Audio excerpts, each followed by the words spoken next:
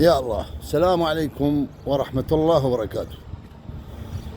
بغداد الكرخ الدورة، حي المعلمين، بيت ابو عبد الله يحفظه ويخليه، مساحة القطعة 110 متر. اخوان، احنا سبق وان نزلنا فيديو ايش قلنا بيت الحي العامل. قلنا اخوان، جدار الجيران مقلوب عليهم 8 سنتيم. تتذكرون خوب هذا الفيديو؟ جدار الجيران مقلوب عليهم وليس علينا 8 سنتيم. وقلنا هاي من الزينات، يعني لحسن حظ ابو البيت وخلفة البناء انه مقلوب عليهم. لا، مقلوب علينا كارثة. وبوقتها قلنا اخوان، انت اصعد شاهول وفي مال لا ما لك حق تاخذ سنتيم، وما له حق جيرانك ياخذ سنتيم.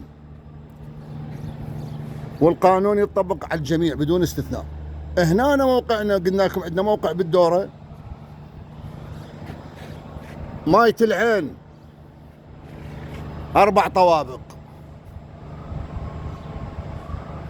0 طابق الأرضي سافل الأول، فوق 15 سنتيم مقلوب علينا. يا جماعة، أنا بس أريد أقول لأبو البيت، أبو البيت عمي، أبو البيت أم البيت، عليكم العباس أبو فاضل، ولكم عمي ما لكم علاقة بالإغراءات هاي اللي تصير. الدبل ب50 والدبل ب25 والدبل ب10,000. ولكم عمي هذا الشغل ترى ذولا مع يعني طبعا للأمانة أمام الله احنا على مود لا نغبن حق الناس المضبوطة 100%. هندسة البناء مجيد العامري، والله وبالله وتالله ما اشتغل الدبل ب400 لو على قصر رقبتي. ب400 ما اشتغله، واسأل الناس. اقل سعر دبل اشتغله ب450، طابق ارضي، طابق ثاني ب550، طابق ثالث ب600. يشهد الله علي، وهذا موسى بن جعفر. شنو عمي؟ بناء مقلوب 15 سنتيم. الله اكبر، صدق كذب عمي. هنا ماية العين مقلوب علينا 7 سنتيمترات، وبعد الحبل على الجرار. انت لا تلاحظ البناء، شوفه تشوفه كل 7 8 سوف 4 عنجات، وتحشي يلحق النوبة 3 طوال. فيا ابو البيت يا ام البيت، اختار الخلفة الصحيح في المكان الصحيح.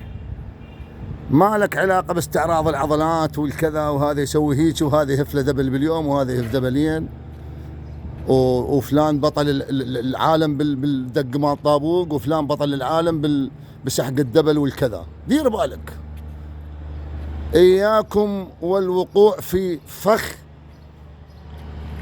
يعني مع جل احترامي والله ما اقدر انطق هاي الكلمة، بس حذاري من القفاص اخوان. انت تدري، ما اقول لك يعني صارت مشاكل للضالين، وصلت حتى للضرب والمضروب من وراء هاي السالفه. هنا البيت خلي اشوف القياس، اخاف تقول لي هذا مبني بال 1970. لا عمي، هذا قبل، الله لا تكذبني، سنه سنتين انبنى. شوفوا بعد ما لابخين الوجيامات. ايه جيتك توه بعد ما مكملين وجيته، ومقلوب 7 سنتيم علينا مقلوب. اويلي والنتيجة شوف بأم عينك. هسه تقول لي هنا استادي شو العد هذا 9 جات مشتغل عندك، وعندك فراغ باقي. العد وين القلبة مالته ال 15 سنتيم؟ خلي اشوفك الصدمة. اللي عنده امراض مزمنة خليه يبلع حباية مال الضغط قبل ما يشوف المنظر.